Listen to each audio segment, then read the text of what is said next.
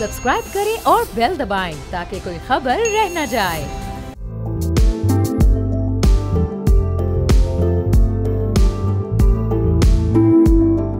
अस्सलाम वालेकुम, मैं हूं बाब जहांगीर। आप देख रहे हैं प्रोग्राम व्यापार के। इलेक्ट्रिक की बेज़ाब्तगी की इंतहा यह है कि अब खुद उसके डायरेक्टर भी अब उसको एक्सपोज करने पर मजबूर हो गए हैं। कराची में बिजली फराहमी की मोनोपोली रखने वाली वाहिद कंपनी के इलेक्ट्रिक के साबिक डायरेक्टर असद अली शाह ने के इलेक्ट्रिक की माली बेज़ाब्तगियों को मंजर-ए-आम पर लाकर के इलेक्ट्रिक पर काबिज उनकी जो इंतजामिया है उसको बेनकाब किया है। साबिक डायरेक्टर के इल्जामात पर वही हुआ जो हमेशा होता चला आ रहा है, यानी उनकी आवाज़ को दबाने के लिए अदालत में के इलेक्ट्रिक की से स्टे ऑर्डर ले लिया गया और मुकदमा पिछले 2 साल से चल रहा है। अब अक़लियती शेयर होल्डर अलजमी ग्रुप के ज़ेर इंतजाम के इलेक्ट्रिक के खिलाफ इस फाइनेंशियल फ्रॉड के मामले का आगाज जनवरी 2023 में हुआ था, जब असद अली शाह साहब ने पाकिस्तान स्टॉक एक्सचेंज के चीफ एग्जीक्यूटिव को एक खत लिखकर बताया कि इलेक्ट्रिक की माली रिपोर्ट्स में मुबैना गलत बयानियां मौजूद हैं। उनका यह कहना था कि कंपनी ने हुकूमत पाकिस्तान से वसूल होने वाले टैरिफ डिफरेंशियल सब्सिडी के दावे और बिजली की चोरी के खिलाफ किए गए राइट ऑफ को आमदनी या वसूलियों के तौर पर गैर कानूनी तरीके से दर्ज किया है, जो बैनुल अक़वामी मालियाती रिपोर्टिंग मयारात की खिलाफ वर्जी है। असद अली शाह साहब ने यह निशानदेही की कि के इलेक्ट्रिक ने तकरीबन 37.8 अरब रुपए की चोरी शुदा बिजली के राइट ऑफ को हुकूमती वसूलियों के दावों में शामिल कर लिया, जिसकी नेपरा ने कोई मंजूरी नहीं दी थी।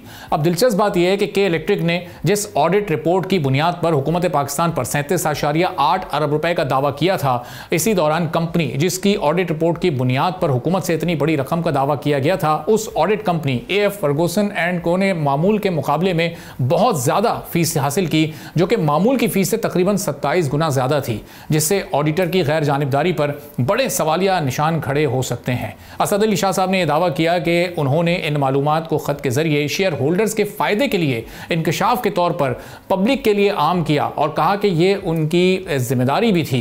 कि इलेक्ट्रिक ने इन इल्जामात को मुस्तरद करते हुए कहा कि यह महज अकाउंटिंग उसूलों की गलतफहमी है और चोरी के खिलाफ किए गए दावे जायज़ कारोबारी अखराजात हैं जो वो हुकूमत पाकिस्तान से वसूल करने का मजाज है।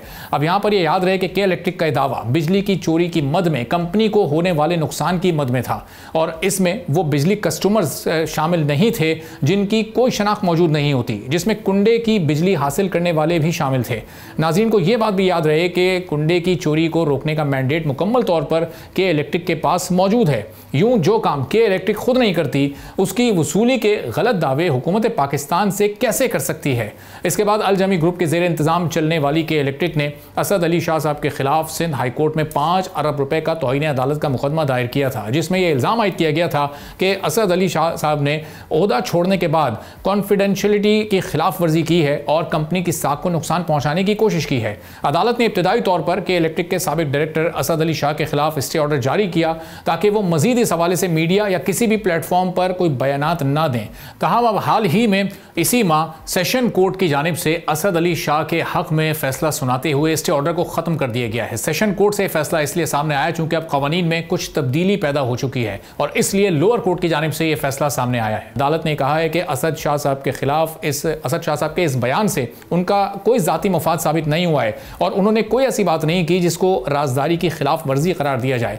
साबिक डायरेक्टर के इलेक्ट्रिक असद अली शाह ने के इलेक्ट्रिक के झूठे बयानिए के आगे उनकी एक बड़ी कामयाबी है, मगर बुनियादी तौहीन अदालत का मुकदमा अभी भी चल रहा है। अगरचे अदालत का उबूरी फैसला असद शाह साहब के हक में है, मगर उनकी शिकायत ICAP, SECP और नेपरा जो उनके खत की सूरत में मौजूद है, इस पर अभी तक मामला ज़ेर इल्तवा हैं और किसी किस्म की कोई कार्रवाई अमल में नहीं आई है। इस मामले में पाकिस्तान में कॉरपोरेट शफाफियत और विसल ब्लोअर्स के तहफ़्फ़ुज़ के लिए एक अहम मिसाल कायम की है कि इलेक्ट्रिक को माली सब्सिडी की क्लियरेंस और ऑडिटिंग के अमल को मजीद सख्त निगरानी का सामना है, जबकि कंपनी कराची में लोड शेडिंग और ओवर बिलिंग के हवाले से पहले ही तनकीद की जद में है। इस मुकदमे की सूरत हाल मुस्तकबिल में इंस्टीट्यूशनल अकाउंटेबिलिटी और फाइनेंशियल क्लैरिटी के हवाले से एक अहम संग मील साबित हो सकती है, लेकिन जो कुछ के तक करती चली आई है, हमने देखा है कि SECP हो, स्टॉक एक्सचेंज हो, मुकम्मल तौर पर बेबस नजर आते हैं। चूंकि अभी रिसेंटली कैसी मैकडॉनल्ड जो सोल डायरेक्टर हैं कई होल्डिंग्स के, उन्होंने भी एक खत लिखा और इन रेगुलेटर्स को जगाने की कोशिश की है। असद अली शाह साहब खुद हमारे साथ मौजूद हैं,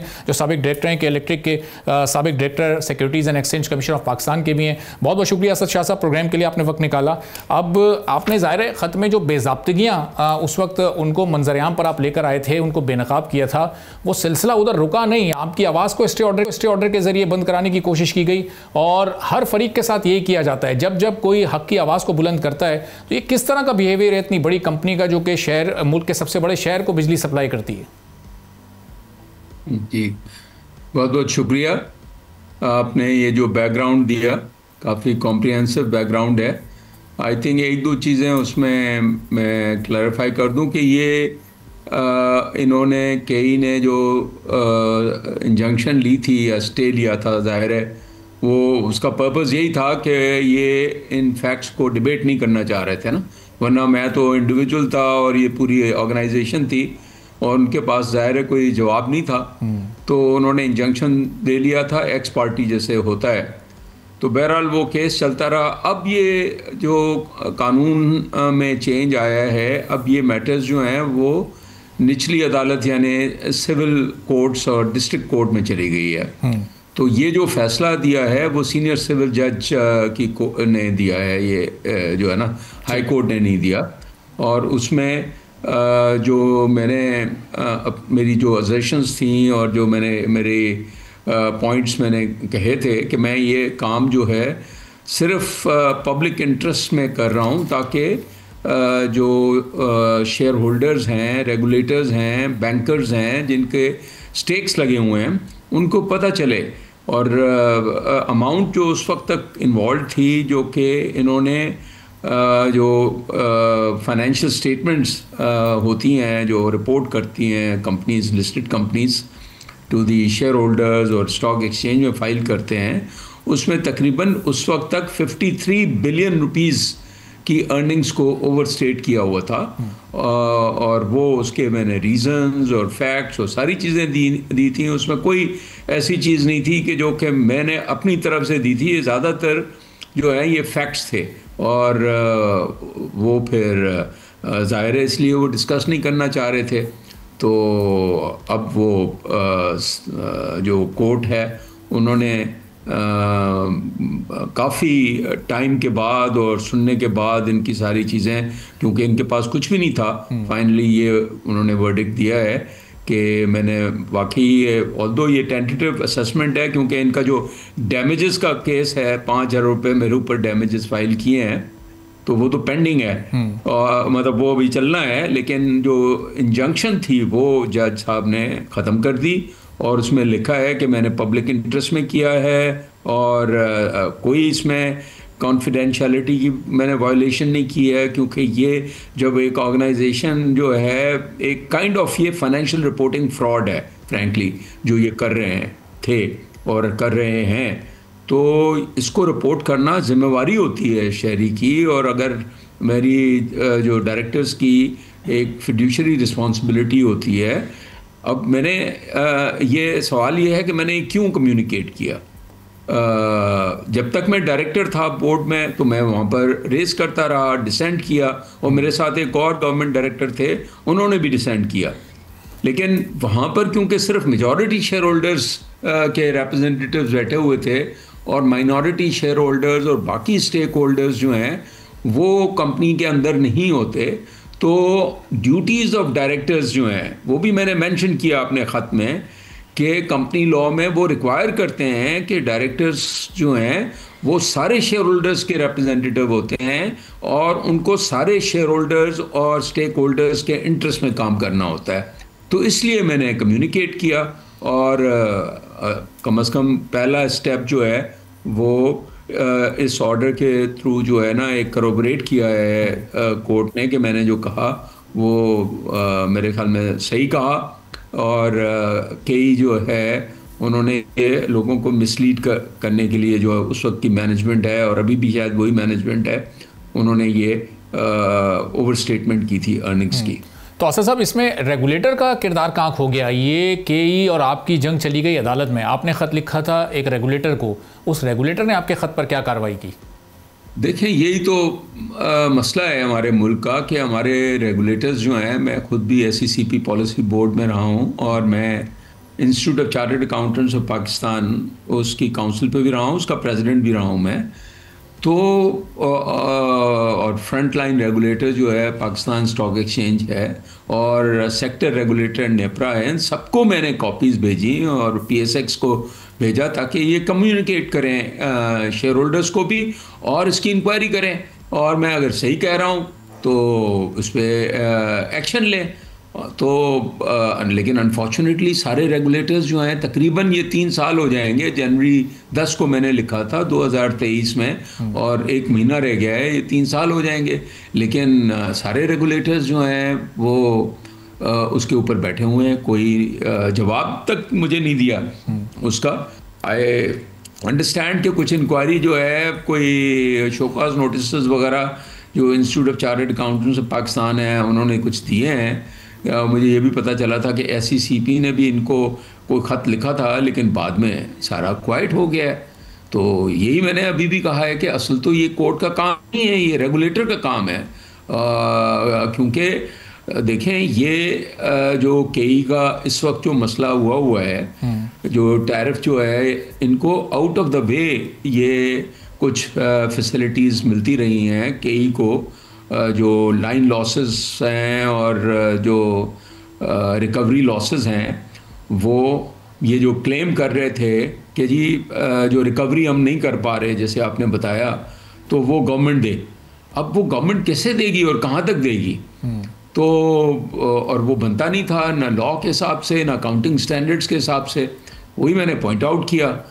अब अगर देखें ना, इस वक्त जो है, जो टैरिफ, नया टैरिफ KE को जो पहले मिल जाता था अब नहीं मिला है, तो अब वो कह रहे हैं कि हमारे कोई 60-70 पता नहीं 80 अरब रुपए का नुकसान हो जाएगा, क्योंकि वो पहले बेनिफिट्स जो है गवर्नमेंट दे देती थी।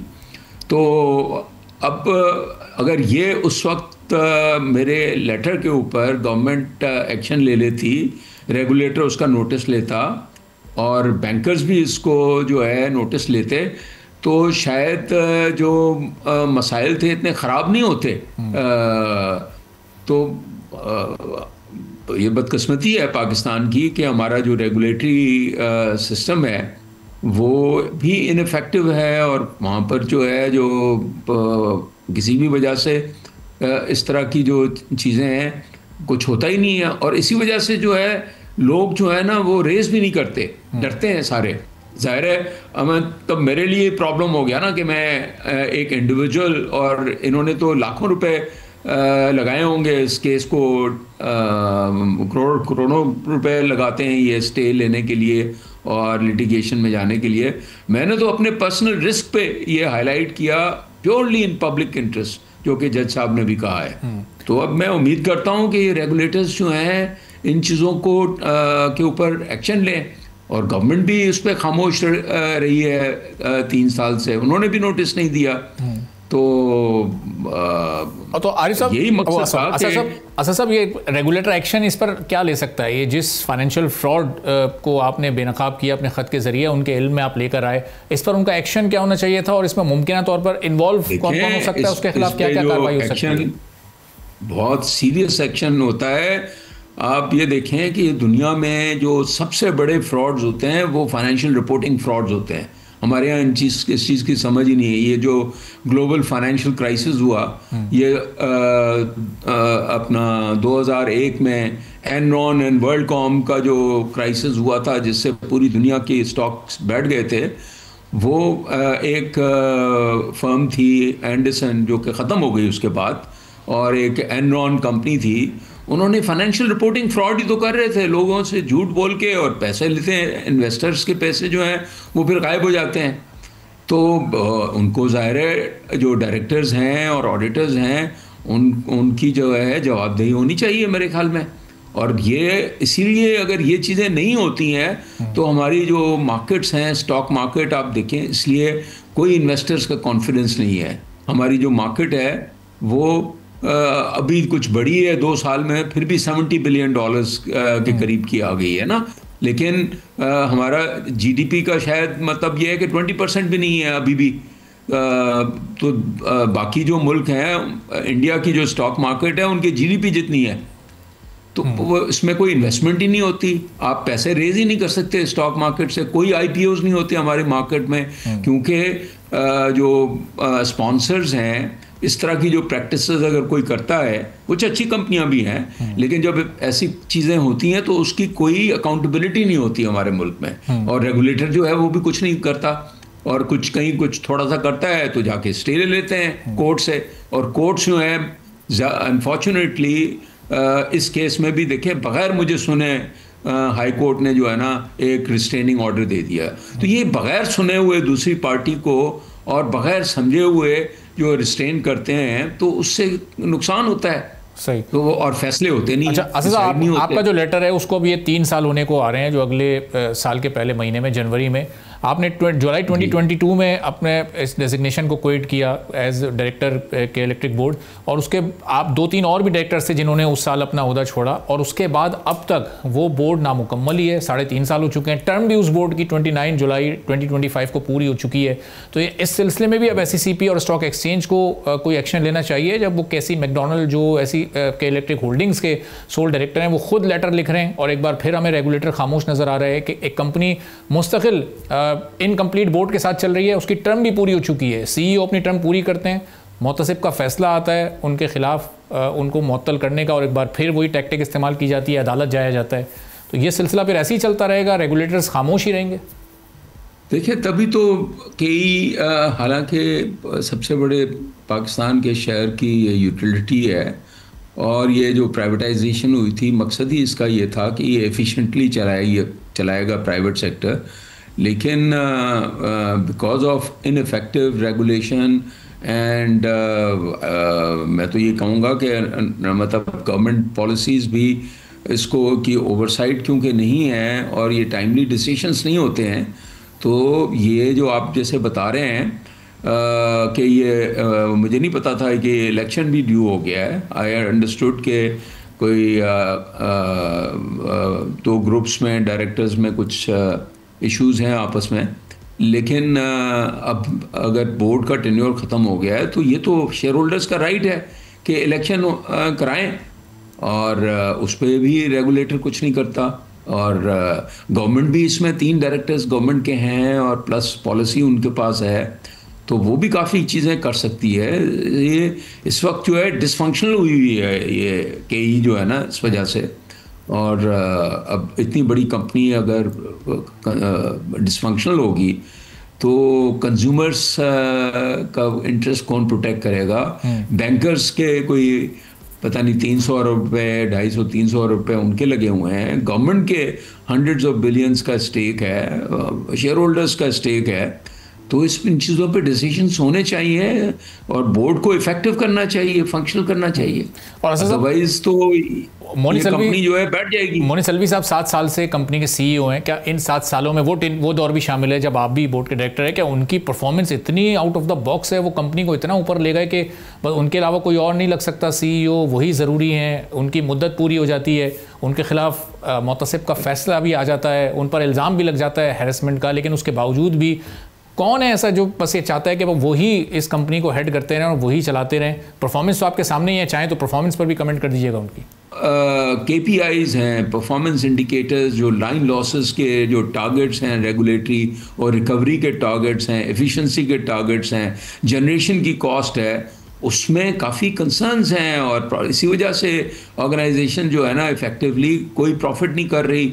पिछले 2005 में ये प्राइवेटाइज हुई थी, आज तक 1 रुपया भी डिविडेंड नहीं दिया इन्होंने, और अभी ये कह रहे हैं कि अगर ये टैरिफ ये बेनिफिट्स नहीं मिलते तो लंबा चौड़ा लॉस आ जाता है। तो मुझे बताया ना कि ये कैसे फिर कंपनी चल रही है, तो उससे जाहिर है परफॉर्मेंस किस तरह की है, और उसके लिए जो है ना जाहिर है CEO बोर्ड ही लगाएगा, तो बोर्ड जब तक फंक्शनल नहीं होगा, इलेक्शन नहीं होगी, तो फिर नया CEO कैसे आएगा? तो सब बोर्ड के भी नवंबर में 2 मीटिंग्स हुई हैं। 6 नवंबर को एक मीटिंग हुई, चंद मिनट्स के बाद वो ख़त्म हो गई, कोरम पूरा नहीं था, फिर वही मीटिंग रिकॉल हुई 13 नवंबर को, 6 मिनट के बाद वो मीटिंग भी ख़त्म हो गई, चूँकि मीटिंग में सिर्फ 5 मेंबर्स ही मौजूद थे। अब 5 मेंबर्स के साथ तो ज़ाहिर है वो सिलसिला आगे नहीं बढ़ सकता। बोर्ड की तादाद ही इस वक्त डायरेक्टर्स ही उसमें टोटल 10 हैं, 13 की जगह 10 डायरेक्टर्स के साथ ये बोर्ड चल रहा है। तो ये आखिर अब हैरत तो यही है कि उस पर स्टॉक एक्सचेंज भी SECP भी कुछ नहीं कर पा रहा। ये रेगुलेटर का जो नरम गोशा है वो सिर्फ के इलेक्ट्रिक के लिए, या उनका ओवरऑल बिहेवियर ही है पाकिस्तान की हर प्राइवेट कंपनी के लिए उनका यही काम करने का तरीका है रेगुलेटर्स का? यहाँ तो ज़रा कुछ ज़्यादा ही है, बट और जगहों पे भी नॉन कंप्लायंसेस होते हैं। इसके अलावा मैं आपको बताऊं, ये भी मैंने पॉइंट आउट किया कि जो कोड ऑफ कॉर्पोरेट गवर्नेंस है उसकी रिक्वायरमेंट है कि 1/3 या 1/3 इंडिपेंडेंट डायरेक्टर्स होने चाहिए। यहाँ पर एक ही इंडिपेंडेंट डायरेक्टर जो है ना वो इन्होंने रखा हुआ था, अभी भी एक ही है।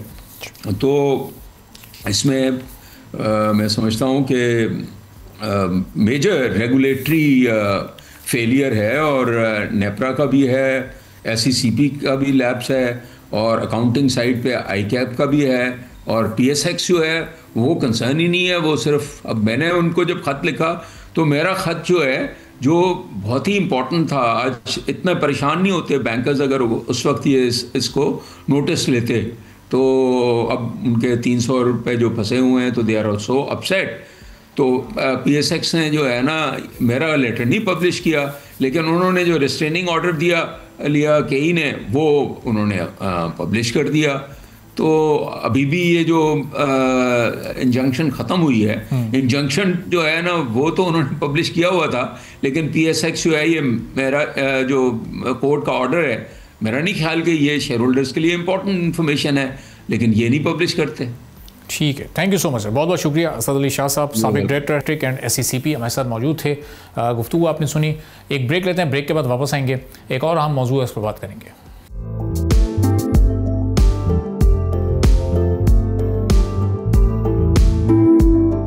एक बार फिर आपको प्रोग्राम में खुशामदीद कहेंगे। पाकिस्तान की इस वक्त मईशत जो है वो अब एक स्टेबिलिटी के फेज़ में आ चुकी है। हम देखते हैं मैक्रो इंडिकेटर्स तमाम के तमाम इस वक्त अंडर कंट्रोल दिखाई देते हैं। OICCI हो, रेटिंग एजेंसीज़ हों, इंटरनेशनल इदारे हों, IMF के डेलीगेशन हों, इस वक्त सभी पाकिस्तान की मईशत पर एक बड़ा एतमाद करते हुए दिखाई देते हैं। अब ओवरसीज़ इन्वेस्टर्स किस हद तक कैसे आ सकते हैं पाकिस्तान में, जो लोकल इन्वेस्टर्स हैं उनका इस वक्त एतमाद कितना ज़्यादा है इस हुकूमत और उसकी हिकमत अमली पर। और फिर हम देख रहे हैं कि कुछ एक सेक्टर्स जिसमें माइनिंग सेक्टर है, IT सेक्टर है, चंद और ऐसे सेक्टर्स हैं जो कि स्टॉक मार्केट में बड़ा ज़बरदस्त परफॉर्म कर रहे हैं। तो कारकर्दगी मजीद कैसे बेहतर हो सकती है और वो ओवरसीज़ इन्वेस्टर्स को कैसे मजीद अट्रैक्ट कर सकते हैं, और फिर इसमें लोकल इन्वेस्टर का, प्राइवेट सेक्टर का कितना किरदार हो सकता है। इस साल हमने काफ़ी सारी बिजनेस कॉन्फ्रेंसेज मुख्तलिफ ममालिक में होते हुए देखी, जहाँ पर बड़े MOU साइन हुए, जहाँ पर जॉइंट वेंचर्स हुए। तो क्या उनकी सूरत में पाकिस्तान में फॉरेन डायरेक्ट इन्वेस्टमेंट बढ़ेगी, जो हम पिछले 25 सालों से $2 अरब एनुअल एक एवरेज के तौर पर देख रहे हैं, और इससे ज़्यादा हम एक्सीड नहीं कर पा रहे हैं। इस पर हम बात करेंगे। आरिफ हबीब साहब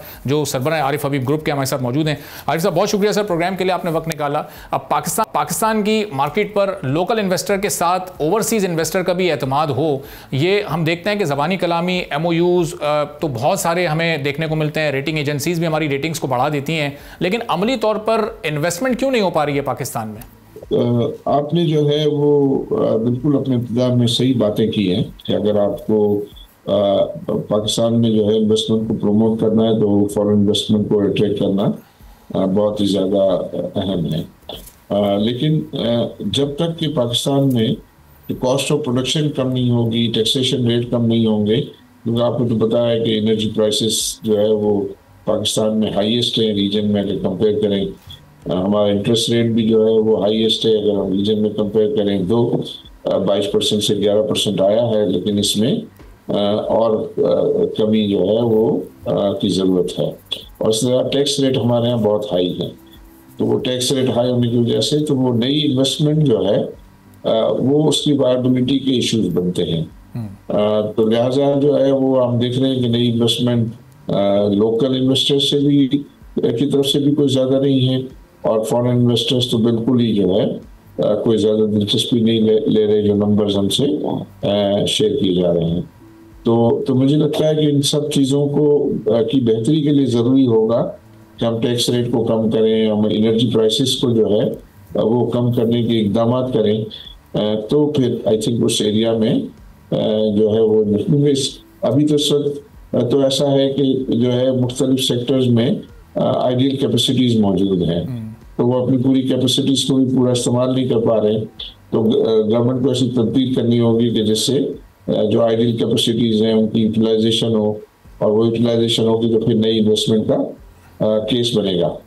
तो जो है ये यहाँ काम हो रहा है। प्राइम मिनिस्टर ने काफ़ी मीटिंग खुद भी की है, और उन्होंने जो है टास्क फोर्सेस भी बनाई हैं और उसमें मुख्तलिफ जो है जो स्टेक होल्डर्स हैं उस पर वो काम कर रहे हैं और आई थिंक उनकी रिकमेंडेशंस कुछ उनको मौसूल भी हो गई है प्राइम मिनिस्टर को, और उसके लिए उन्होंने अपनी टीम को जो है वो इंस्ट्रक्शन दी है कि इसको देखें कि वो किस तरीके से ये काबिल अमल तजावीज़ पे जो है वो काम किया जा सके। तारिक साहब, हम देख रहे हैं कि तकरीबन 1.5-2 साल से ये कॉस्ट ऑफ डूइंग बिजनेस को कम करने की, खासतौर पर एनर्जी टैरिफ को कम करने की कोशिश तो हो रही है, लेकिन ये कामयाब नहीं हो पा रही है। हमारा टेक्सटाइल सेक्टर बहुत ज़्यादा इससे मुतासिर है, हमारी पूरी ओवरऑल इंडस्ट्री इससे मुतासिर है। हम बहुत ज़्यादा क्या माइंस एंड मिनरल्स पर, IT सेक्टर पर या एक दो और ऐसे सेक्टर्स हैं जिनको गेम चेंजर कहा जा रहा है, क्या उन पर बहुत ज़्यादा हम इन्हिसार कर रहे हैं? हमारे एग्जिस्टिंग सेक्टर्स मुकम्मल तौर पर नज़रअंदाज हो रहे हैं? इस बात का एहसास या इदराक है हुकूमत को? चूँकि आपकी गवर्नमेंट के टॉप ऑफिशियल से मुलाकातें होती रहती हैं, तो आपने इस बात को महसूस किया? जी, आई थिंक उनको उसकी अंडरस्टैंडिंग है और वो ये बिल्कुल इस पर हमारा जो टेक्सटाइल सेक्टर का पोटेंशियल जो है वो काफ़ी ज़्यादा है और उसमें जो है फर्दर ग्रोथ ना होना, आई थिंक ये एक सीरियस मैटर है जिसपे गवर्नमेंट जो है वो अंडरस्टैंड करती है उसको, और उसके लिए जो इक़दाम जो लेने हैं वो आई थिंक लेने की ज़रूरत है। टेक्सटाइल की एक्सपोर्ट के अंदर जो हर्डल्स हैं उनको रिमूव करना होगा ताकि वहाँ जो है वो एक्सपोर्ट बढ़े, और एक्सपोर्ट बढ़ेगी तो उनकी प्रोडक्शन बढ़ेगी और फिर जो इलेक्ट्रिसिटी की खपत भी जो है वो बढ़ेगी और उसकी वजह से फिर प्राइस उसकी नीचे आ सकेगी।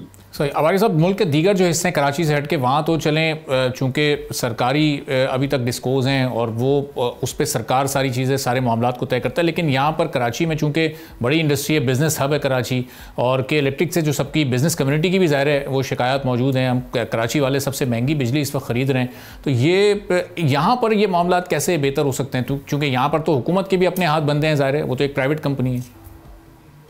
आई थिंक उनको भी वो टैरिफ जो है वो डिटरमिन करती है और वो नेपरा करती है, तो यहाँ की भी जो प्राइसेस होती हैं वो उनसे उनकी नेपरा की टैरिफ से जो है वो ज़्यादातर लिंक्ड है। लेकिन अब उसमें ज़रा कंट्रोवर्सी ये हो गई है कि कुछ जो नए टैरिफ डिटरमिन हुए हैं इसमें जो है वो गवर्नमेंट और के इलेक्ट्रिक के डिफरेंस ऑफ ओपिनियन है। के इलेक्ट्रिक समझती है कि ये बहुत ज़्यादा हार्श है और उनके लिए बहुत मुश्किलात का बायस होगा, जबकि गवर्नमेंट समझती है कि ये जो भी है वो एक फेयर ट्रीटमेंट जो है दिया गया है उनको। तो आई थिंक इसका रिजोल्यूशन बहुत ज़रूरी है।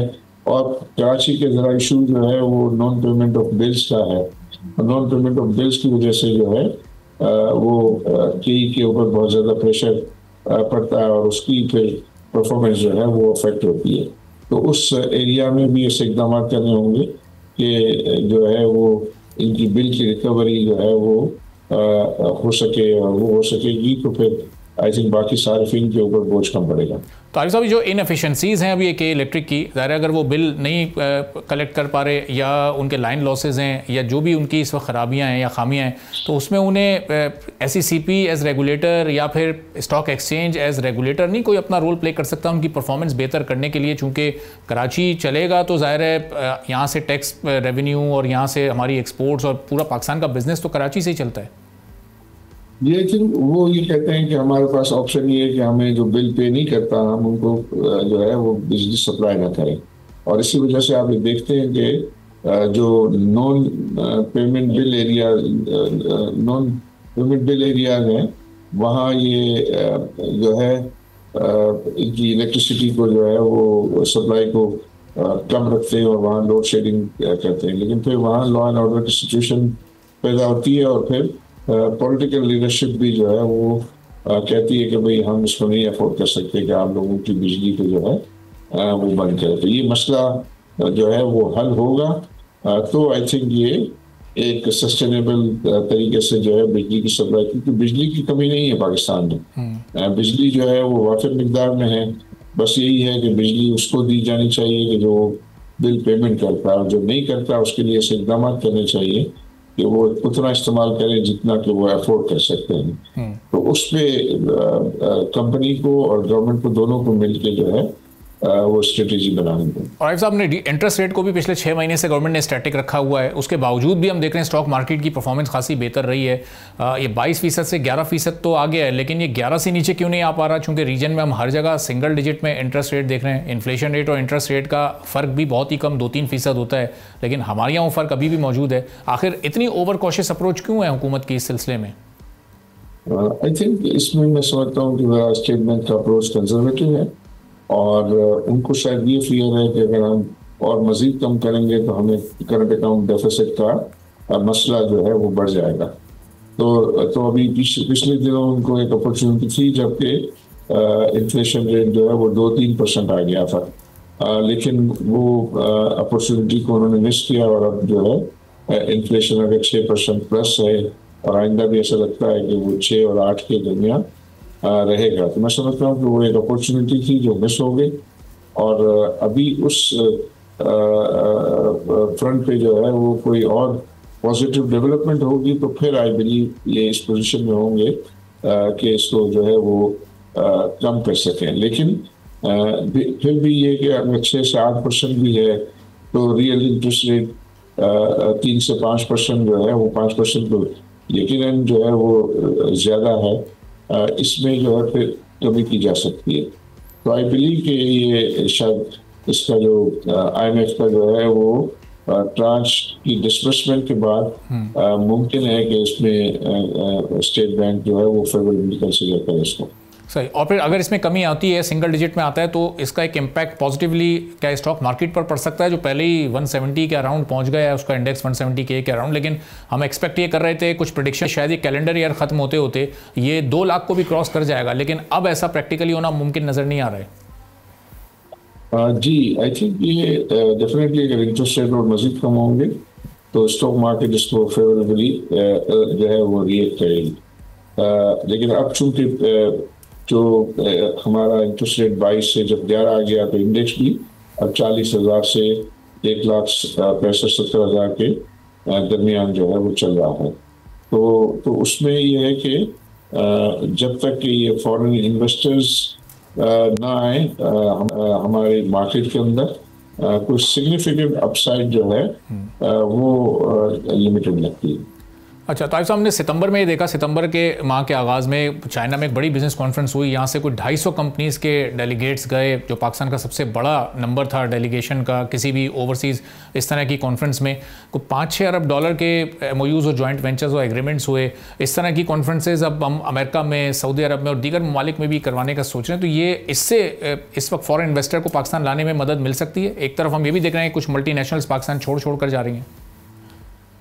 आई थिंक एफर्ट तो काफ़ी हो रही है और एंगेजमेंट पहले से कहीं ज़्यादा बेहतर है, बट ये जो बेसिक इश्यूज हैं टैक्स रेट के, एनर्जी कॉस्ट के और इंटरेस्ट रेट के बेसिक इश्यूज ये और लॉ एंड ऑर्डर के जो है इश्यूज हैं, आई थिंक उनके एड्रेस होने पर ही डिसिसिव इन्वेस्टमेंट्स आएंगी बोथ लोकल एंड फॉरेन। सही। तो आरिफ साहब आखिर में बस ये बता दीजिएगा, हुकूमत की इंटेंशन विल तो यकीनन हर हुकूमत की होती है कि हम अपनी इकोनॉमी को सही करें। ट्रैक सही है, हुकूमत का सिमत का तयन इसने सही किया है, इस वक्त सही राह पर ये चल रहे हैं और आने वाले शायद 1-2 साल में कुछ मजीद बेहतर कर सकेंगे। जी, आई थिंक उनकी जो अंडरस्टैंडिंग तो पूरी नज़र आती है, अंडरस्टैंडिंग है और बहुत ही स्लोली जो है वो ये इकदाम ले रहे हैं। आई थिंक उनको चाहिए कि और ज़्यादा एग्रेसिवली इकदाम लें, IMF के साथ जो है वो अच्छे टर्म्स निगोशिएट करें और उनको इस चीज़ का एहसास दिलाएं कि ग्रोथ भी जो है वो कंट्री के लिए बहुत ज़रूरी है। ख़ास तौर पे हम अपनी आबादी को जो है वो रोज़गार मुहैया करना चाहते हैं। तो इन्फ्लेशन से मुकाबला करने का एक तरीका ये है कि प्राइसेस नीचे आए, दूसरा तरीका ये है कि लोगों की रोजगार बढ़े, लोगों की जो है उजरतें बढ़े, तो उससे भी जो है वो इन्फ्लेशन का मुकाबला किया जा सकता है। तो उस बात को जो है भी परसू करना चाहिए। सही। और जाते जाते आपसे इस पर भी कमेंट कर दीजिएगा कि जो अमेरिका से हम कम टैरिफ हासिल करने में दीगर ममालिक की निस्बत कामयाब हो गए हैं, खासतौर पर भारत से, बांग्लादेश से, वियतनाम से, तो इसका हम पूरा फ़ायदा उठाने में कामयाब हो सकते हैं, या वहाँ भी ये जो कॉस्ट ऑफ डूइंग बिजनेस है ये किसी हद तक हमारे आड़े आ सकता है? आई थिंक वो एक अच्छी खुशहाल बात है, बट हमारा ये cost of doing business high होना बिल्कुल आड़े आ रहा है। तो उस चीज़ का अभी पूरी तरीके से जो बेनिफिट है वो ऐसा सच को खास नजर नहीं आ रहा। ठीक है, बहुत बहुत शुक्रिया आरिफ हबीब साहब। सरबरा आरिफ हबीब ग्रुप हमारे साथ मौजूद थे, गुफ्तगू आपने सुनी। इसी के साथ नाज़रीन आज के प्रोग्राम से इजाज़त दीजिए। अल्लाह।